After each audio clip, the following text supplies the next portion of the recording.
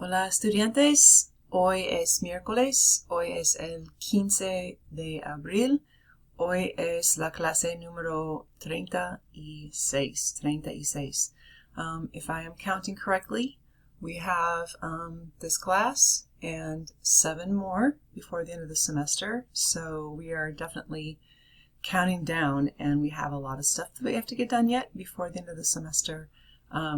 But we are close to finishing up Lección 11, so we're going to go ahead and get started. Today, one of the things that we're going to be looking at is 2 little words that wreak havoc for my students. Even the majors, Spanish majors and minors, have a hard time with the 2 little words that are 3 and 4 letters. They're so unassuming, but they cause lots of problems. The words por and para. Por and para, they cause problems because a lot of times what they can mean is the word for, and it's going to, there's different reasons that they're used, and I'm going to try to explain that a little bit today. I do have a handout I would like you to print, so I will include that in the announcements, and if you have not done so, you may want to pause right now and print out that handout. Because I'm going to use some examples from that and have you guys write some stuff in as well. One of those words, para, is in this little poster that you see here to start class with. Morsa is a walrus, and you see that this guy is holding a little pastel de cumpleaños, right? Un pastel de pescado. So this is the reacción de una morsa. It's his reaction, right? Después de ser presentada, after being presented con un pastel de pescado para su cumpleaños. One of the reasons for para is if something is for you, it's given to you. I'm going to use gestures today, so that's why I'm doing the video again. It's for you. Here, it's for you. So if I can make that gesture and it's something from me for you, para is one of those reasons to use. It's one of those reasons to use para. So we're going to get to that here a little bit later, but we're going to do some things with some commands first. So on the next slide you will see, if you had been in class, again, all this stuff is contingent upon us being together in class, and we are not, sadly. But with your partner, you would have chosen, between the 2 of you, who would be the ángel and who would be the diablo. I was not going to assign those parts. I was going to not make any judgment calls. I was going to let you guys choose which one of you is the ángel and the diablo or the diabla. And so one of you is going to be sitting on one shoulder, one of you is going to be sitting on my other shoulder, and you're going to command me good advice if you're the ángel and bad advice if you're the diablo or diabla. So I've got some things here, some activities that will result in this phrase up here, para vivir una vida saludable, in order to live a healthy life. That word saludable was in our last vocab. So in order to live a healthy life, what do you have to do? So notice I've got infinitive verbs there. Lavarte, cepillarte, acostarte, bañarte. A lot of these are reflexive ones. Not all of them are. I have dormir, comer, salir, tomar, visitar.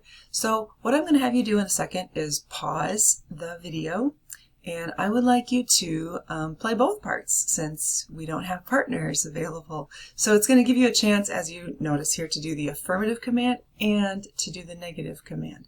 So let's do the first one together. And I have this little box here, say it like you mean it. Be bossy. I want to hear, I'm not going to hear you, but I want you to hear yourself like really in command, because commands are about being kind of bossy and kind of bossing people around, telling people what to do. So the first one, notice, is lavarte las manos antes de comer. Now, we've been hearing a lot about that activity, and if you were in a Spanish-speaking country, you would be hearing that command over and over and over again. Wash your hands, wash your hands. Antes de comer, actually any time of the day, they're encouraging it. So, but this case is before eating, antes de comer. You knew that. So what I'd like you to do is the ángel right here is going to say, yeah, wash your hands. Do that. Make that a command, right? So lávate. Do you hear it? Lávate. Lava, he, she form. Add the te to the end. Lávate las manos antes de comer. Repitan, por favor. Okay, but now on this shoulder is the diablo or diabla, and he or she is going to speak a bad piece of advice. So don't wash your hands. They're going to make it negative, okay? So diablo is going to make a negative command out of all of these things. So keep in mind, what do we need to do for negative commands? Yo form, chop off the O, throw it away. Add the AS, or in this case, ES, because it's an AR verb, okay? And what does that te do? Where do we put the te? If you said in front, you're correct. So instead of lávate las manos, you're going to make it negative. No te laves las manos antes de comer. No te laves las manos antes de comer. No es necesario. No es importante, right? So put your finger on the pause button. I'm going to pause it as well and take some time to work through the rest of these. I will quickly go through them after I've unpaused it. I'm starting to play it again, and you can see how yours compare. So notice that some of these are reflexive. Notice that some of these are stem changers, like the third one, acuesta, right? Acuesta, acuesto is the yo form of that. A few of these are irregular, like poner. Okay, remember what the irregular one is. Salir, also irregular. They're just little itty bitty ones, but they are irregular forms. So here comes the pause, and go through those. I will come back in a second and see how yours compare. Already did the first one. Lávate las manos antes de comer. No te laves las manos. Número 2. Cepíllate los dientes después de comer. Cepíllate los dientes. Es el ángel. El diablo. No te cepilles los dientes. No te cepilles los dientes. Acuéstate a las 11 de la noche. Diablo. No te acuestes a las 11 de la noche. No te acuestes. Ángel, báñate todos los días, o dúchate todos los días. Báñate, dúchate. No te bañes todos los días. Okay, next one. Sleep for at least 7 hours. So duerme por lo menos 7 horas cada noche. Duerme, duerme. He, she form. It's just a regular verb, no big deal. No duermas por lo menos 7 horas. No duermas 7 horas. No es necesario. Duerme 2 horas cada noche. That's probably what a diablo would say. Next one is irregular. See if you got this one. Ponte un abrigo cuando hace frío. Ponte. Put it on yourself. It's reflexive because doing it to yourself. Add the te to the end of that, and it's irregular. So ponte. Ponte un abrigo cuando hace frío. No te pongas un abrigo cuando hace frío. No te pongas, no te pongas. Next one. Come frutas y verduras todos los días. Come, he, she form, really easy. Come frutas y verduras. No comas frutas y verduras, says the diablo. Next one again is reflexive. Relájate en los fines de semana. It's really important to get rest too, so relax. Relájate, relájate en los fines de semana. No te relajes en los fines de semana. No te relajes. Okay, ES at the end. Next one's irregular. Sal con tus amigos. Sal. just those 3 little letters, just the first half of that without the IR ending on that. Sal con tus amigos. Negative command. No salgas con tus amigos. Toma la medicina cuando estás enfermo. No tomes la medicina. No tomes. Visita al consultorio. No visites al consultorio. Por lo menos una vez al año. Once a year. Don't do that. No visites. Okay, so a little practice again with the affirmative and the negative commands. Need to know, be really confirmed in how to go about using those. All right, next slide. We have talked a little bit about in this chapter about the tecnología, and some of that stuff, like I mentioned, can tend to be pretty outdated.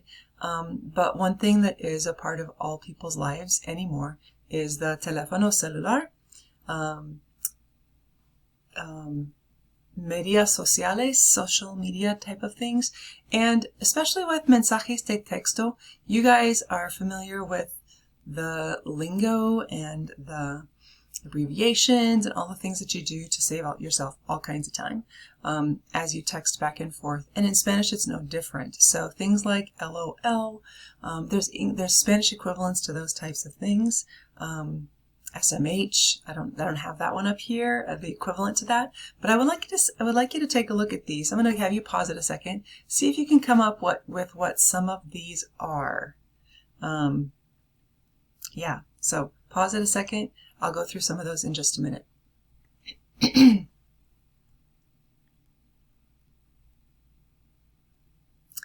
Okay, so the first one, if you notice that the number 2 is in Spanish dos, and the way that you say the letter A in Spanish is an A.